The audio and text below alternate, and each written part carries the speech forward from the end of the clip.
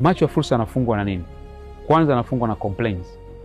Ukilalamika unatuma ujumbe kwa ubongo wako kwamba nimezidiwa na hakuna kitu ninachokifanya. Akili yako inaacha kukuonyesha fursa.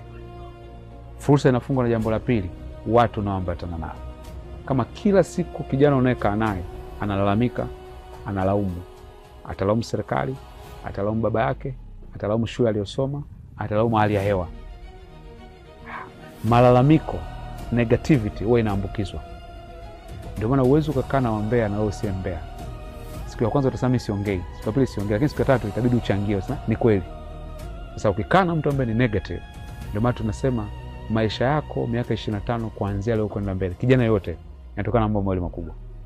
Kwanza ni maarifa unayoyapata, pili ni watu unaoambatana nao. Hivi ndio vitu vinaweza kubadilisha maisha ya kijana. Kwa hiyo kijana anaweza kubadilisha mtazamo wake pia kwa kubadilisha aina ya watu alionao. Na sasa hivi kwa sababu tunaishi kwenye mitandao, sio tu watu physically unaokaa nao, ni watu pia ambao unawafuatilia kwenye mitandao ya kijamii. Unapoamka asubuhi, group zako za WhatsApp zinazungumza nini?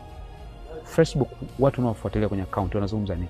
Unaposikia maneno ambayo ni negative zaidi, na wewe anakufanya unadhoofika kwenye kupata fursa, lakini zinashusha ile nguvu yako ya kupambania maisha. Ndio maana ukikaa na watu wanaolalamika sana maisha magumu, na utajikuta kuna unachokifanya. Lakini katika mazingira yale kuna watu ambao wanapambana na wanaendelea na maisha.